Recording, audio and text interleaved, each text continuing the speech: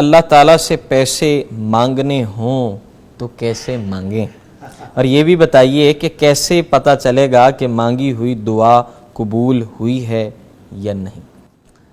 پہلی بات کہ اللہ سے پیسے کیسے مانگیں، دل کھول کر مانگیں، وہ ہے اصلی گنج بخش۔ نبی رحمت صلی اللہ علیہ وسلم فرماتے ہیں کہ اگر سارے جن، جب سے اللہ نے کائنات پیدا کی اور قیامت تک آنے والے سارے جن اور سارے انسان ایک بڑے میدان میں کھڑے ہو کر جوڑیاں پھیلا لیں اور ہر بندہ اپنی اپنی مرضی کی ضرورت کی چیزیں مانگنی شروع کر دے، ایک کروڑوں اربوں مانگ رہا ہے، ایک ہوائی جہاز مانگ رہا ہے، دوسرا بچے مانگ رہا ہے، تیسرا سوٹ مانگ رہا ہے، چوتھا مکان مانگ رہا ہے، ہر چیز مانگے، ساری مخلوق جن اور انسان اپنی جوڑیاں بھر کے جب چلے جائیں گے تو اس گنج بخش کے خزانوں میں اتنی کمی بھی نہیں آئے گی جتنی سمندر کے اندر سوئی ڈبو کر آپ نکالیں تو اس کے اوپر پانی آتا ہے، حالانکہ سوئی کے اوپر بھی پانی ٹھہرتا نہیں ہے، اور مقدار بھی سمندر ہو، کوئی ٹپ یا گلاس نہیں کہا، تو اتنی سی کمی بھی اس کے خزانے میں کمی نہیں آتی، تو پھر مانگیں۔ اللہ کے نبی صلی اللہ علیہ وسلم نے فرمایا اللہ سے مانگو اور خوب مانگو، تھوڑا نہیں مانگو۔ وقال ربکم ادعونی استجب لکم، وہ مالک تو خود کہتا ہے کہ مجھ سے مانگو میں دوں گا، اور جو نہیں مانگتا یغضب علیہ، وہ مالک اس پر ناراض ہو جاتا کہ یہ میرے سے مانگتا ہی نہیں مانگتا ہی بالکل۔ آج میں نے ایک بڑی پیاری حدیث پڑھی، موقع پر یاد آ گئی۔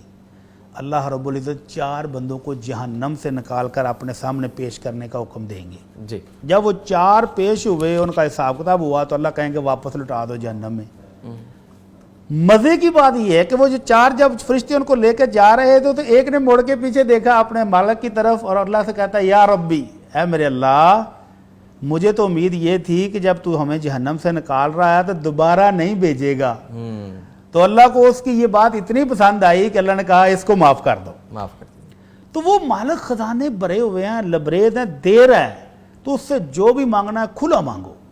اور اللہ تعالیٰ نے ان لوگوں کی تعریف کی ہے جو دنیا کے مال، دولت، عزت، اس کے ساتھ ساتھ آخرت کی جنت بھی مانگتے ہیں، تو فرمایا وہ لوگ بہترین ہیں جو کہتے ہیں ربنا آتنا فی الدنیا حسنہ وفی الآخرۃ حسنہ وقنا عذاب النار، اللہ دنیا کی ہر نعمت عطا کر، صرف مال نہیں مانگا، ہر نعمت عطا فرما۔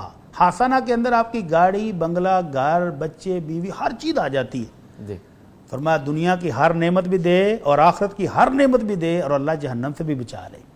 تو صرف مال نہ مانگے، مال سے بھی ایک اچھی چیز ہے۔ اللہ کے رسول صلی اللہ علیہ وسلم کے چچا حضرت عباس آئے، اللہ کے رسول مجھے کوئی دعا سکھائیں، میں اللہ سے کیا مانگوں؟ تو آپ نے فرمایا چچا جان اللہ سے صحت اور تندرستی مانگو، سلامتی مانگو۔ کچھ عرصے کے بعد پھر آئے، اللہ کے رسول مجھے کوئی دعا سکھائیں جو میں اللہ سے مانگوں۔ تو آپ نے اپنے چچا جان کو پھر یہی سکھایا، صلی اللہ العافیہ، چچا جان اللہ سے سلامتی، صحت اور تندرستی مانگو۔ تو آپ ذرا دیکھیں نا، ایک بندے کے پاس کروڑوں روپے موجود ہیں، ڈشیں 10، 15، 20 سجی ہوئی ہیں، اور صحت نہ ہو، ڈاکٹر نے سب کچھ منع کیا ہو، تو دولت کس کام کی؟ کوئی کسی کام تو یہ صحت دولت سے بڑھ کر ہے، صحت تو دولت سے صحت مانگیں۔ اور یہ بات رہ گئی کہ کیسے پتہ چلے گا میری دعا قبول ہوئی ہے کہ نہیں؟ تو اللہ کے نبی صلی اللہ علیہ وسلم نے کوئی کمی چھوڑی نہیں ہے، رحمت للعالمین ہونے کا حق ادا کر دیا ہے۔ فرمایا جو مسلمان بھی اللہ سے دعا کرے 2 دعائیں نہ کرے، رشتہ داری توڑنے کی اور گناہ کی، اس کے علاوہ جو دعا بھی بندہ کرتا ہے نا تو اللہ اس کو 3 طریقوں سے قبول کر لیتا ہے۔ یعنی بیان کا سوال تھا کہ مجھے پتہ کیسے چلے گا، تو پتہ آپ کو بتا رہے ہیں کہ آپ کی ہر دعا قبول ہوتی ہے سوائے رشتہ داروں کو مرنے مارنے کی اور گناہ کی، اس کے علاوہ آپ جو مانگتے ہیں وہ اللہ قبول کر لیتا ہے 3 طریقوں سے۔ نمبر 1، ادھر آپ نے ہاتھ اٹھائے ادھر قبول ہو گئی، اور یہ اکثر ہوتا ہے ہمارے ساتھ، ابھی دل میں خواہش پیدا ہو رہی ہوتی ہے اور وہ پوری بھی ہو جاتی ہے۔ اور دوسرا طریقہ یہ ہے کہ اللہ اس کے ذریعے آخرت میں آپ کو بہت بڑے اجر و ثواب سے نواز دیں، اور یہ بھی فائدہ ہی ہے۔ اور تیسرا یہ ہے کہ کوئی آفت، کوئی مصیبت، کوئی بیماری آنے والی تھی، وہ آپ کی دعاؤں سے وہ ٹل گئی، تو آپ کی دعا کبھی بھی رائے گاہ نہیں جاتی ہے۔ تو اس بہن کو تسلی رکھنی چاہیے کہ ان کی ہر دعا قبول ہو رہی ہے۔ دنیا میں کون سی قبول ہونی ہے وہ اللہ مالک ہم سے زیادہ جانتا ہے، وہ بہتر جانتا ہے، جو ہمارے حق میں بہتر ہوتا ہے وہ دے دیتا ہے، باقی روک لیتا ہے۔ تو اس لیے دعائیں مانگیں، خوب مانگیں، اور دل کھول کر مانگیں۔